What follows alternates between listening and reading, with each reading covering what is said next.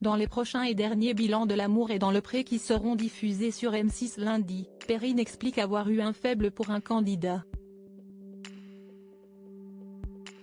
Il ne s'agit pas de Florian, et ni de Firmin, qui étaient ses deux prétendants.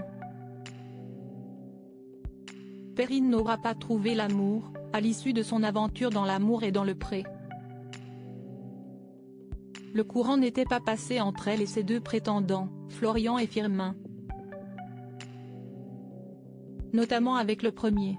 J'ai vu comment était ton caractère, comment tu travaillais, il n'y a pas de mauvaises choses à dire mais je pense qu'au niveau des caractères, je suis un peu trop dur pour toi, je pense que tu ne serais pas heureux avec moi.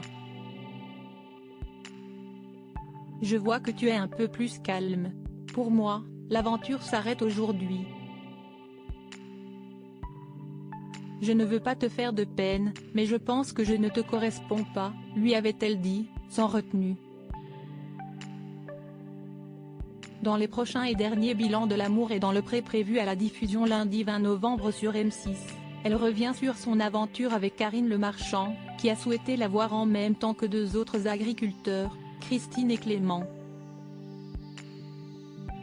Ce dernier a mis fin à sa relation avec la jolie et sympathique Manon. De quoi d'ailleurs donner une idée à l'animatrice, tous les deux, vous n'avez jamais eu l'idée de vous rapprocher. Mais vous devriez tenter.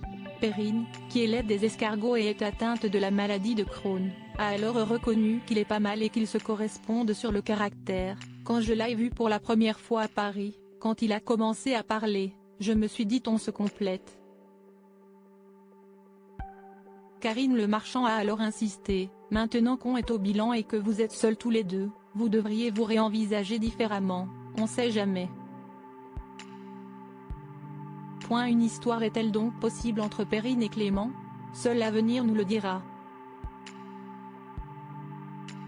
Mais nul ne doute qu'ils formeraient un très beau couple. Mais attention, ne mettons pas non plus la charrue avant les bœufs.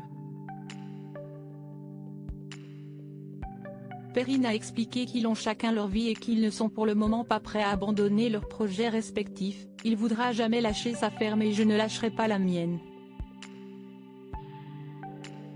Reste à savoir s'ils changeront d'avis ou non.